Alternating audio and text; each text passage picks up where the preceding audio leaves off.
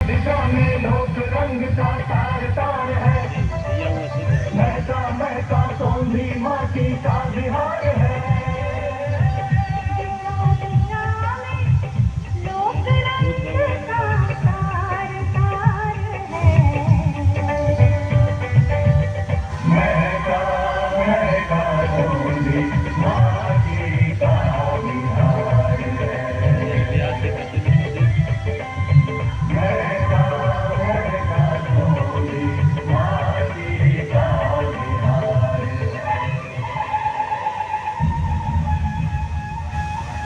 इतिहास के बीते दिनों में तो हम पीछे नहीं लौट सकते, पर हम ये तो देख सकते हैं कि हमने अपनी यात्रा कहां से शुरू की और कहां तक पहुंचे हैं। तो चलिए बिहार के इतिहास को समझने की कोशिश करते हैं। बिहार ने सभ्यता के इतिहास के हर चरण में भौतिक उपलब्धियों पर दार्शनिक उपलब्धियों को वरीयता दी है। यही कारण है कि हर संक्रमण के दौर में लोगों ने बिहार की तरफ रुख किया है।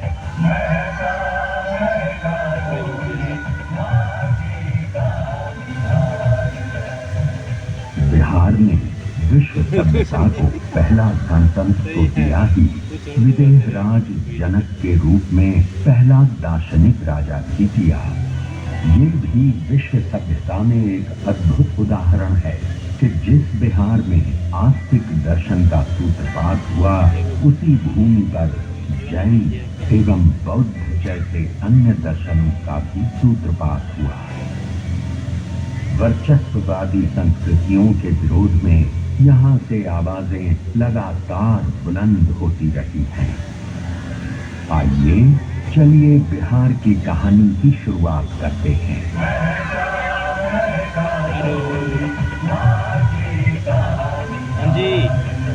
शताब्दियों पूर्व बिहार के ऋषि विश्वामित्र ने भारतीय सभ्यता और संस्कृति को तत्कालीन संकीर्ण और रूढ़ मानसिकता से ऊपर उठाकर एक नई चेतना दी।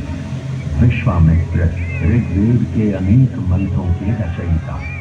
उनका आश्रम आज के बक्सर जिले में स्थित था। राम और लक्ष्मण को लेकर उत्तर बिहार में स्थित विदेह की सीता से मिलाने का काम विश्वामित्र ने ही किया।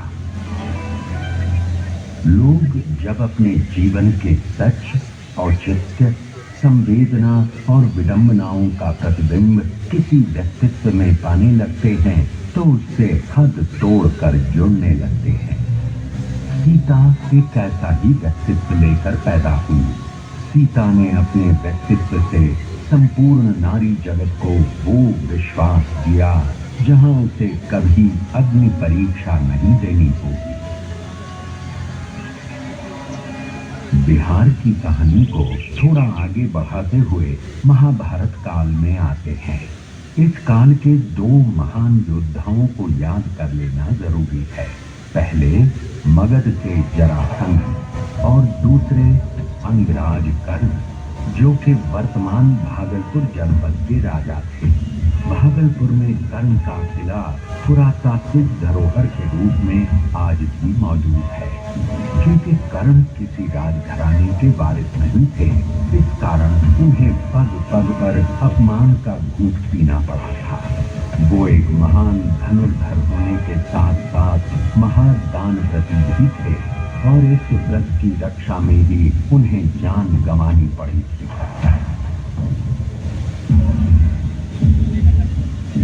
चलिए बिहार की कहानी को थोड़ा और आगे बढ़ाते हैं और ईसा पूर्व 6वीं शताब्दी में पहुंचते हैं।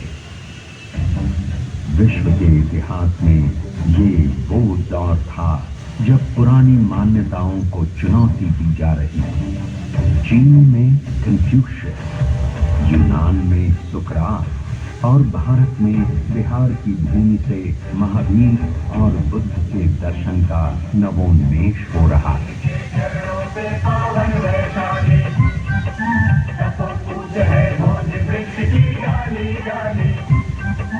महावीर के चरणों से पावन वैशाली, तपो पूज है भोज वृक्ष की डाली। भगवान महावीर राजघराने में जन्म लेने के बावजूद बचपन से ही सांसारिक जीवन से विरक्त रहना चाहते थे। 30 साल की उम्र में वे घर छोड़ जंगलों में विचरने लगे और 12 वर्ष की कठिन तपस्या के बाद उन्हें आत्मज्ञान प्राप्त हुआ। इसके बाद उन्होंने पैदल घूम घूम कर लोगों को अहिंसा का पाठ पढ़ाया और जीने का तरीका बताया। उनका एक प्रमुख दर्शन था अनेकांतवाद। इस दर्शन के अनुसार सच को देखने का सबका अलग अलग नजरिया होता है और जब तक हम सत्य को हर एक नजरिए से परख नहीं लेते तब तक संपूर्ण सत्य को नहीं समझ सकते। जब महावीर स्वामी केवल ज्ञान की शिक्षा दे रहे थे, लगभग उसी समय एक और महापुरुष सिद्धार्थ गौतम मगध के जंगलों में ज्ञान प्राप्ति के लिए घोर तपस्या में लीन थे। इतिहास इस बात पर मौन है, पर हो सकता है महावीर और सिद्धार्थ गौतम मगध के जंगलों में एक दूसरे से मिले होंगे। आज से ठीक 2600 साल पहले वो भी क्या दृश्य था जब सिद्धार्थ गौतम ने गया से 15 किलोमीटर की दूरी पर निरंजना नदी के तट पर पीपल के वृक्ष के नीचे अंतिम ध्यान किया था। और माया के सम्राट मार ने अपने सारे दंजों को उन पर छोड़ा था और धरती उस संघर्ष की साक्षी बनी। संपूर्ण बौद्ध जगत में बोध गया कि इस जगह को यूं ही ब्रह्मांड का केंद्र नहीं माना गया है। बुद्ध ने बताया कि 2 अतिवाद हैं, एक तरफ जीने का भोग और दूसरी तरफ आत्मदमन। एक है खाओ पियो और मौज करो क्योंकि कल मृत्यु है। दूसरा कहता है सारी इच्छाओं को मार डालो क्योंकि इसी के कारण पुनर्जन्म लेना पड़ेगा। उन्होंने इन दोनों रास्तों को छोड़ने को कहा। वे मध्यम मार्ग के विश्वासी थे, जो न प्रवृत्तिवाद है न निवृत्तिवाद। अब हम बात करते हैं मगध के राजा बिंबिसार की। ईसा पूर्व 6वीं शताब्दी में देश छोटे छोटे जनपदों में बटा हुआ था, पर बिंबिसार के नेतृत्व में पहली बार मगध एक साम्राज्य के रूप में विकसित हुआ। जैन और बौद्ध दोनों राजा बिंबिसार को अपने करीब मानते थे। इन्हीं दिनों गंगा के उस पार वैशाली में लिच्छवियों का गणराज्य स्थापित था।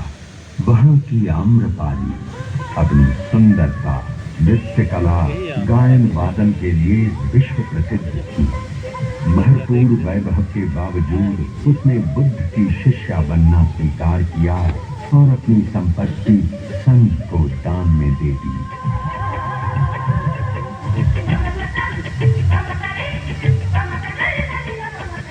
उधर राजनीति के क्षेत्र में बिंबिसार के पुत्र अजातशत्रु ने सामरिक दृष्टि को समझते हुए मगध की राजधानी को राजगीर से पाटलिपुत्र स्थानांतरित करने का फैसला किया और उसी समय राजगीर की सप्तकर्णी गुफाओं में बुद्ध के 500 शिष्य 6 महीने की संगीति के बाद त्रिपिटकों का संकलन किया। बिहार की कहानी को और आगे बढ़ाते हैं और ईसा पूर्व 3री सदी के पाटलिपुत्र में पहुंचते हैं। अरे ये क्या, यूनान का राजदूत मेगास्थनीस यहाँ प्रवासी जीवन बिता रहा है। गंगा तट का ये शहर करीब 9 मील लंबा है और 1.5 मील चौड़ा है, जो कि तत्कालीन रोम से कम 2 गुना बड़ा है। शहर चारों ओर लकड़ी की दीवारों से घिरा है। लगभग 570 बुर्ज हैं और आने जाने के लिए 64 दरवाजे बने हुए हैं। शहर के चारों ओर सुरक्षात्मक खाई है। लोगों की जो शानो शौकत है वो संसार में कहीं भी नहीं है। शासन की बागडोर चक्रवर्ती राजा चंद्रगुप्त मौर्य के हाथ में है और उनका मार्गदर्शन कर रहे हैं राजनीति और अर्थशास्त्र के आचार्य महापंडित चाणक्य। सिकंदर के आक्रमण को न केवल रोक लिया गया है बल्कि उसके सेनापति सेल्यूकस निकेटर को हराकर कुरु के